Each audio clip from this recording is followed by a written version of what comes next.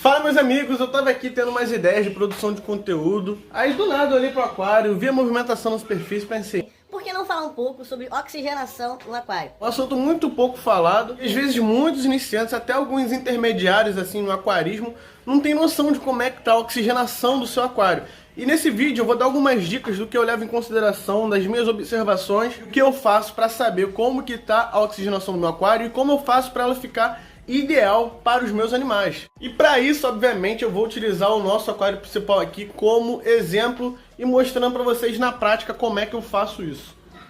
Então, galera, a primeira coisa que eu queria falar pra vocês é que tem muita gente que confunde bolha com oxigenação. Tem gente que acha que aqueles compressores de ar, as bolhas que eles produzem, até mesmo aqueles filtros internos que ficam grudados nas paredes do aquário, soltando aquelas microbolhas, é aquilo que oxigena a água. E não, galera, não é aquilo que vai oxigenar a sua água. Não são as bolhas que vão oxigenar a sua água. Então eu vou mostrar aqui na prática pra vocês como é que basicamente funciona a oxigenação da maioria dos aquários, inclusive o meu. Desliguei aqui o sistema de filtragem do aquário para ilustrar melhor para vocês como funciona, mais ou menos, né, a oxigenação do aquário. Vocês podem ver que aqui a lâmina d'água ela tá parada, né? Zero movimentação. Quando a lâmina d'água fica assim, toda parada, extremamente parada, ocorre um tipo de ligação iônica, uma reação química que não permite a dissolução do oxigênio na água. Basicamente, o que quebra essa barreira que é criada quando a água tá parada é a movimentação. Por isso que é indicado para todo tipo de aquário, por menor que seja, a movimentação na superfície. Normalmente, aqueles compressores de ar, eles formam as bolhas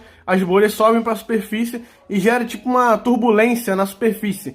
E essa turbulência acaba gerando ondas e acaba quebrando a superfície, a lâmina d'água parada. Aquilo que está oxigenando a tua água permite a troca gasosa do teu aquário. É a movimentação na superfície e não as bolhas em si. E agora eu vou mostrar aqui na prática para vocês como é que funciona no meu aquário, né? Como muitos já sabem aí, eu tenho um sistema de flauta, que é o retorno da minha bomba de recalque. E o retorno da minha bomba de recalque eu coloquei pela superfície, fazendo justamente uma movimentação para quebrar essa lâmina d'água parada. Eu vou ligar aqui no painel para vocês, né? Eu tinha desligado também aqui o timer. O timer ele tá ligado à minha Wave Maker, né? É só eu chegar aqui,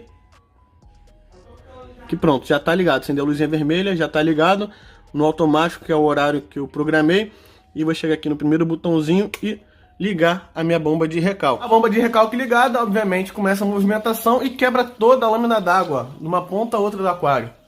Vocês podem ver que está tudo movimentado de uma ponta a outra, não tem nenhum ponto morto, vamos dizer assim, né, sem movimentação na superfície. Então isso aqui é o que mais influencia na oxigenação da água do meu aquário. Meu aquário ele tem um sistema de sump, galera. O sistema de sump, para quem não sabe, é o melhor sistema para oxigenar a água de um aquário. Porque ali você tem a queda d'água, né? A queda d'água ela também quebra, né, a superfície parada, já é uma forma de oxigenação.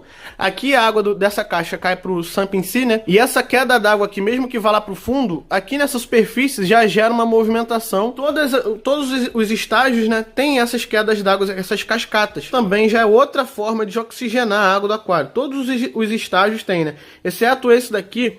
Esse daqui não tem queda d'água porque a água ela passa por baixo.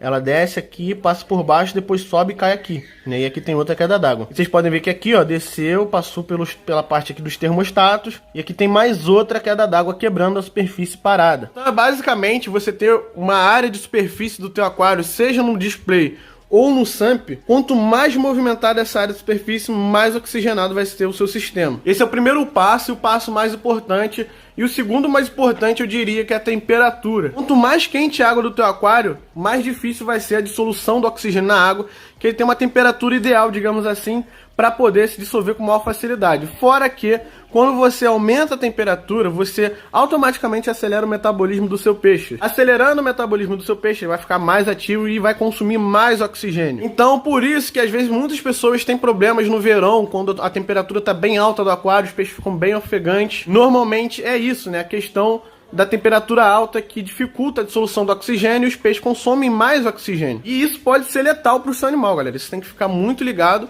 que isso pode matar o seu peixe. Vou dar um exemplo de aquários jumbos que tem lotações, né? Além da lotação, a temperatura do aquário em si já não é uma temperatura baixa, normalmente é uma temperatura que fica em 28 graus. Chegando no verão, então, em regiões mais quentes, acaba subindo aí, passando de 30. E tem muita gente que acaba, às vezes, até alterando, aumentando a temperatura propositalmente para acelerar o metabolismo do animal e o animal crescer mais rápido. Eu não indico isso porque você pode estar fazendo realmente com que o seu animal cresça mais rápido por conta do metabolismo, mas por outro lado você vai estar criando ali, vai estar fazendo com que o seu animal cresça, mas não cresça de forma saudável. Fora que é um risco para o seu aquário fazer isso, como eu já falei, pode ser letal, dependendo da quantidade de oxigênio que tem no teu aquário. Aí você olha assim, caramba, meu peixe morreu do nada. É claro que cada peixe tem uma certa demanda de oxigênio. Tem peixes que dependem menos da oxigenação dissolvida na água do que outros. Então, basicamente, galera, a temperatura está diretamente ligada à oxigenação do teu aquário. Aqui, esse aquário, eu não preciso nem deixar acima de 28. Né? Normalmente aqui eu deixo entre 26 graus e 28 no máximo. Eu não gosto de passar de 28 graus. Há um tempo atrás eu até curtia deixar a água do aquário 29, 30, porque eu tinha essa ideia, mas não pensava muito nas consequências que isso poderia gerar para o meu aquário. Hoje eu já penso muito mais, estudo muito mais, me dedico muito mais, né, ao meu aquário. Então eu percebi que os meus peixes estão muito mais saudáveis uma água em 26 a 28 graus. A melhor temperatura para dissolução de oxigênio em aquários indicam 25 graus, mas eu já acho um pouco mais baixo assim e vou desacelerar muito o metabolismo dos meus peixes. Eu acredito que 26 graus seria uma temperatura assim padrão para todo tipo de aquário tropical. Vocês podem perceber no aquário aqui, você não vê o peixe desesperado, né? Ofegante. Mesmo eu tendo acabado de alimentar os peixes, você vê que todos eles estão bem de boa, bem tranquilão. Os Oscar também, que normalmente são mais agitados, né? Bem tranquilo, nada de peixe ofegante aqui no aquário. Lembrando que essa questão de peixe ofegante não depende só de oxigênio, tá, galera? Se vocês tiverem, por exemplo, problemas com amônia, nitrito no teu aquário, teu peixe vai ficar também ofegante, porque ele fica com uma dificuldade maior para respirar, que a amônia, principalmente, ela vai queimando as brânquias do teu peixe. Então, se teu aquário tá com uma boa oxigenação e o teu peixe continua ofegante, faz um teste de amônia, faz um teste de nitrito. Verifica também se não está tendo nenhum tipo de estresse dentro do teu aquário, perseguições, né? Principalmente se forem ciclídeos. Mas o tema do vídeo de hoje é a oxigenação. Então vou mostrar outra situação aqui que me ajudou, né? Eu nunca tinha feito isso, mas me ajudou muito para ter uma noção de como é que tá a oxigenação no meu aquário, se tá ideal, mas para ter uma noção. Não me deu uma exatidão de quanto tá, né? Quanto oxigênio dissolvido eu tenho na água do meu aquário, mas deu para me dar uma noção. E galera, basicamente isso aqui, O2 dissolvido é um teste da Labicon, da Alcon, né? Bem tradicional aí essa marca no mercado brasileiro. Obviamente eu já fiz, né? Porque eu sou muito curioso. Mas eu vou mostrar aqui novamente pra vocês como que funciona mais ou menos esse teste. O primeiro passo, obviamente, é coletar a água do aquário, né? A gente vem aqui, coleta a água do aquário, deixa na marquinha certinha. Deixei na marquinha certinha. Agora eu vou fazer o teste aqui pra vocês verem. Aqui tem, reagente 1, 2 e reagente 3. Basicamente são 2 gotas de cada reagente, mas tem uma forma certa para se fazer o teste. Tem muita gente que pinga os reagentes e acaba agitando muito a proveta e não deve agitar de forma alguma a proveta. Eu vou mostrar para vocês a forma correta de se fazer o teste. Te agita antes aqui os reagentes, né, para dar uma misturada. Eu sempre dou uns petelecos assim antes, na ponta, porque às vezes fica um pouco de reagente aqui acumulado, né? Então para pingar certinho. Recapitulando aí, né, são 2 gotas de cada reagente.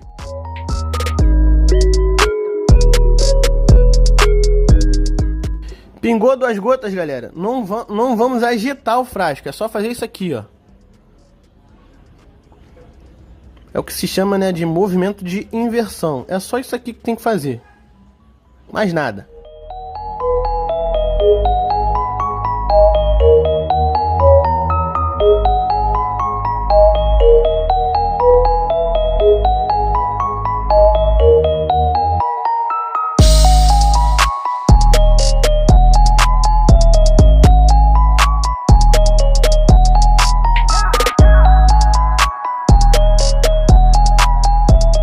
Teste prontinho, né? Eles indicam que você deixe o teste sob a luz, de preferência a luz natural, né?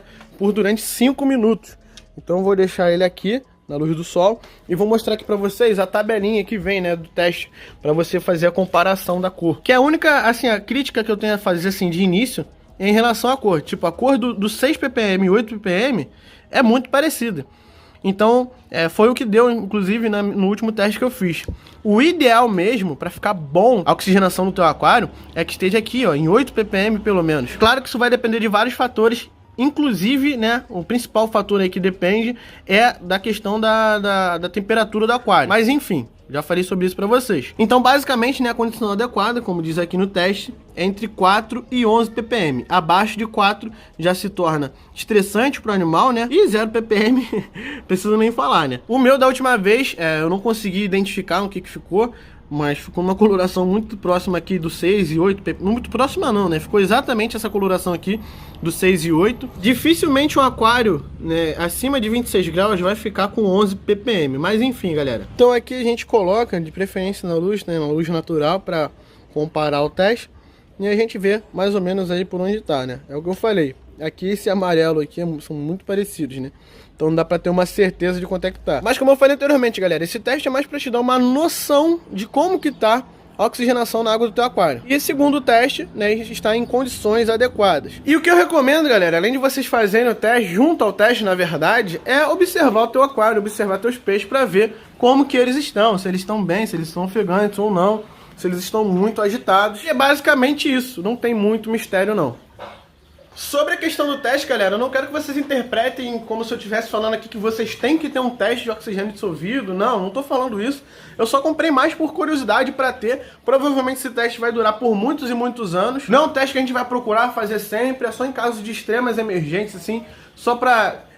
de repente, descartar algumas hipóteses de uns eventuais problemas nos aquários. Não é um teste assim, caramba, vou montar meu aquário agora do zero, preciso ter um teste de oxigênio dissolvido? Não, jamais. Os principais testes que você precisa ter aí é de amônia, nitrito e pH. Se você tem aquário de ciclês africanos, eu já indico amônia, nitrito e pH, e o teste de KH e GH. Fora isso, eu acredito que mais de nenhum teste aí é obrigatório o cara ter assim, desde quando ele monta o aquário. O restante dos testes, acredito que vai depender muito de como é o teu aquário, de como você montou o teu sistema de filtragem, por exemplo, teste de nitrato, qual é a frequência que você tem de trocas de água no teu aquário, mas enfim. Eu espero muito que vocês tenham curtido esse vídeo. Não esquece de deixar teu like aí, se inscreve no canal ativando o sino das notificações. Segue a gente também lá no Instagram, @monsteracobr. A galera interage bastante, pedem vídeos lá, dão sugestões de temas de vídeo. Eu sempre tô procurando atender o pessoal que me envia as mensagens lá no Instagram. Então segue lá, @monsteracobr. E não esquece das nossas camisas Monster Aqua sendo vendidas no site www.aquarismojungoficial.com. Aquela moral lá adquirindo nossas camisas, que você vai estar fortalecendo muito pro crescimento aqui do canal, valeu? Então tamo junto, é nóis, fiquem com Deus e fui!